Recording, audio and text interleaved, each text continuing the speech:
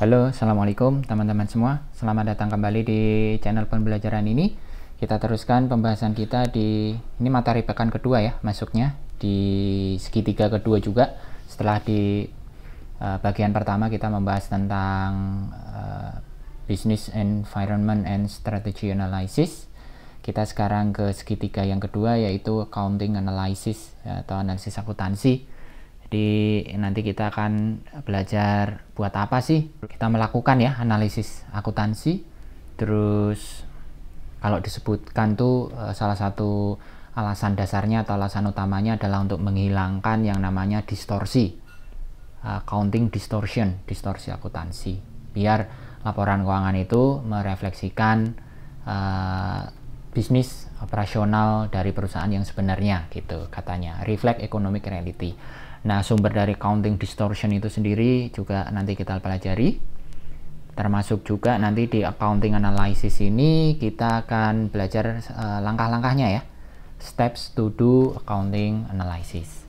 Tapi sebelum kita masuk jauh ke analisis akuntansi, agar kita benar-benar bisa memahami kenapa kita harus menggunakan atau kita harus melakukan analisis akuntansi, di kurikulum di mata kuliah ini kita diminta untuk mempelajari atau untuk memahami teori dasarnya gitu, memahami kerangka dasarnya, yaitu kerangka institusional dari financial statement atau laporan keuangan. Nah, ini ada beberapa nih yang perlu kita pahami konsepnya. Yang pertama yaitu kita harus memprioritaskan atau kita harus melihat accrual accounting itu sebagai prinsip dasar atau prinsip utama gitu, bukan cash. Framework berikutnya adalah tanggung jawab utama untuk melaporkan laporan keuangan ya, membuat laporan keuangan itu adalah manajemen. Terus prinsipal standar yang ada, standar akuntansi yang ada, terus kegiatan atau kewajiban untuk melakukan audit, dan juga selain audit ada public enforcement itu. Dan kita bahas satu-satu. Kita mulai dari institutional framework yang pertama tentang accrual accounting. Jadi di accrual accounting ini kita harus melihat ya bahwa kebijakan pencatatan akuntansi berbasis accrual itu harus tercermin di laporan keuangan. Nah, laporan keuangan kita fokus ke income statement dan balance sheet, di laporan laba rugi dan neraca. Di laporan laba rugi atau income statement ini intinya adalah bagaimana kita bisa membuat revenue recognition atau pengakuan pendapatan itu matching atau match itu ketemu gitu dengan expense recognition. Nah, ini kunci. Yang kemudian setelah revenue against expense atau against cost recognition, maka kita akan mendapatkan profit. Nah, profit ini adalah yang dibilang sebagai fondasi dari accrual accounting ya, yang kemudian bisa didapatkan dari revenue recognition versus expense recognition. Nah, net income ini sebenarnya juga kalau kita terjemahkan dalam konsep accrual itu merupakan pertambahan atau penjumlahan dari operating cash flow ditambah dengan accruals. Nah, ini ya, di sini ada prinsip accruals. Operating cash flow itu sendiri bisa dijabarkan dari atas gitu, asal muasalnya. Terus kemudian di sini balik lagi, untuk mendapatkan net income ini didapatkan dari bagaimana kita bisa membandingkan atau matching gitu ya, revenue dengan cost atau expense gitu. Nah, revenue ini yang penting adalah di dalam revenue recognition itu revenue harus di-recognize ketika memang sudah bisa didapatkan gitu ya, sudah bisa diperoleh, when earned. Terus juga recognize when realized or realizable. Nah, kemudian kita tandingkan dengan expense recognition. Jadi di expense recognition ini yang penting adalah kita bisa menghitung product cost sebagai satu satu komponen utuh gitu ya, direct materials, direct labor, sama overhead, yang itu terkumpul menjadi satu harga produk. Atau kita juga bisa akui ketika sifat pencatatan cost-nya itu period cost gitu ya, berdasarkan waktu, bukan berdasarkan produk. Nah, ini kita juga perlu perhatikan. Ini konsep-konsep yang kita pelajari di cost accounting maupun di intermediate accounting ya, di akuntansi keuangan menengah. Nah, itu yang income statement. Yang balance sheet, yang neraca, itu kita di dalam konsep accrual ini kita harus bisa memahami bahwa kalau di neraca itu kan ada aset, ada liabilities, dan ada equities. Aset itu berarti kita harus melihat bahwa isinya, komponennya di dalamnya itu sekumpulan faktor produksi gitu ya, yang digunakan untuk memproduksi atau untuk menghasilkan manfaat ekonomi. Terus bisa diukur dengan tingkat kepastian yang jelas, reasonable degree of certainty. Nah, berikutnya ada aset, ada liabilities ya, ada kewajiban. Kewajiban itu ya berarti sesuatu yang harus dibayar gitu ya, obligation yang to be paid, harus dibayar dengan tingkat kepastian yang bisa diukur, reasonable, bisa diperkirakan. Terus waktunya juga bisa didefinisikan kapan harus dibayar. Nah, itu komponen-komponen yang harus tercermin di dalam liabilities. Kemudian terakhir equities, ya equities beda antara aset dan liabilities. Berikutnya di prinsip accrual accounting itu, sebagaimana yang kita ketahui, apapun prinsip atau standar, mau IFRS maupun US GAAP gitu ya, itu kan yang namanya laporan keuangan tuh perlu disusun dan terdiri dari ada neraca, tadi kita udah singgung, ada laporan laba rugi, terus ada laporan perubahan modal, ada laporan arus kas, dan catatan atas laporan keuangan. Nah, ini 5 komponen ya yang perlu ada. Terus kemudian berikutnya di prinsip accrual accounting ini kita diminta untuk bisa membedakan, diminta untuk bisa mendiskusikan gitu ya, apa bedanya accrual basis dan cash basis. Ketika kita ngomongin accrual basis, ini kita nge-refer ke income, kita maksudkan tuh income. Ketika kita ngomongin cash basis, ini lebih ke cash flow gitu, yang benar-benar bentuknya cash.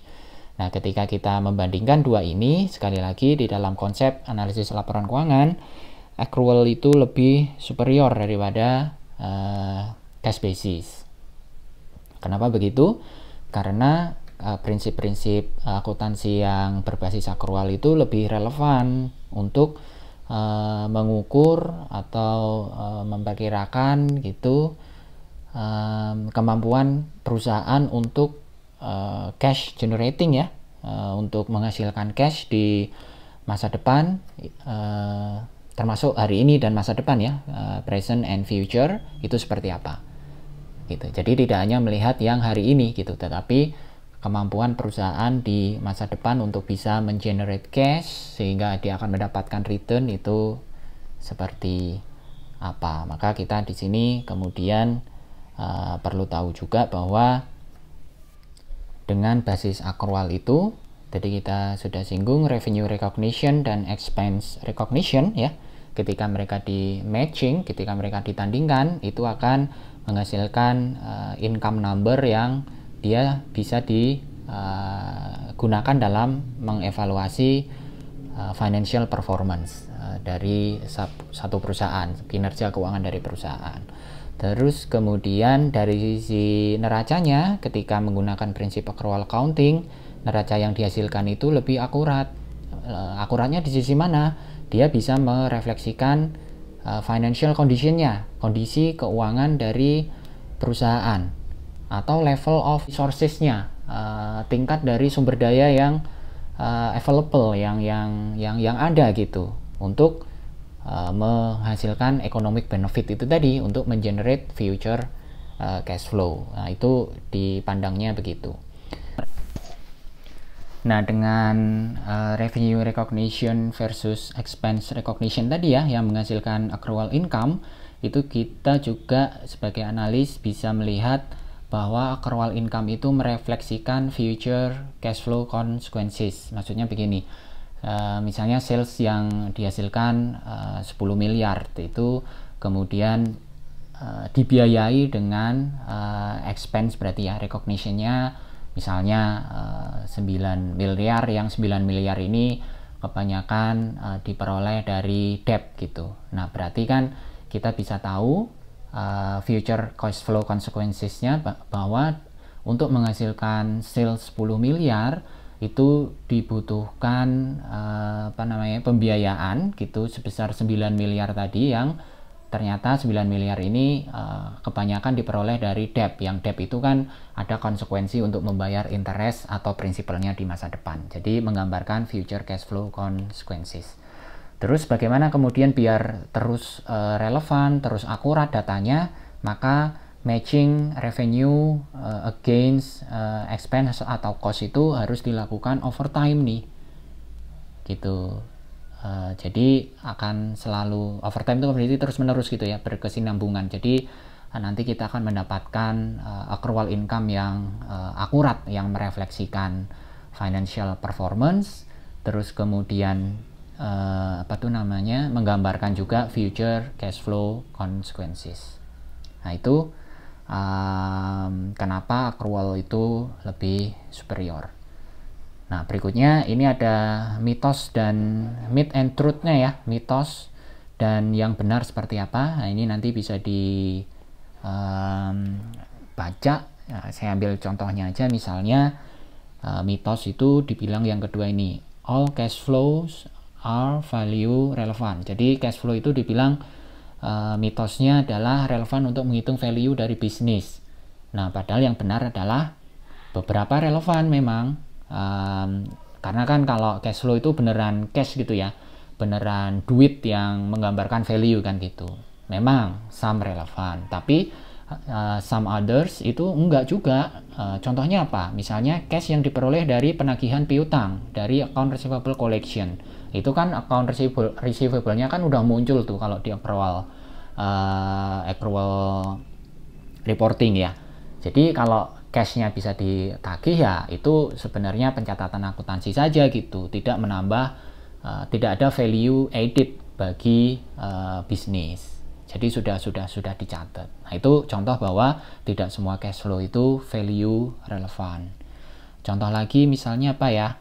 Misalnya accrual accounting adjustment gitu ya, ketika ada penyesuaian dari pencatatan berbasis accrual, itu tidak relevan untuk dihitung atau tidak relevan dimasukkan dalam perhitungan business value gitu.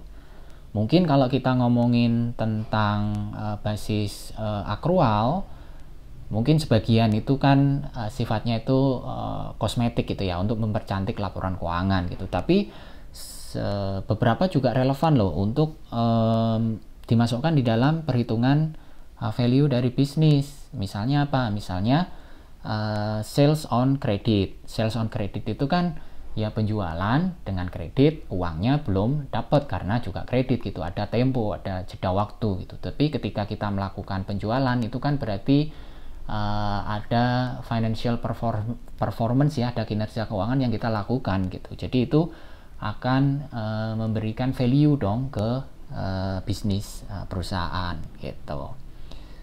Nah, itu yang dibahas di sini. Ini masih ada beberapa ya, tidak dibahas satu-satu.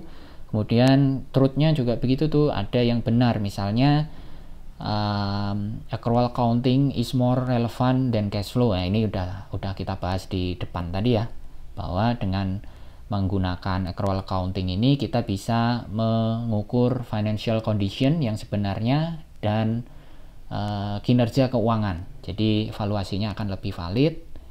Terus kemudian apalagi misalnya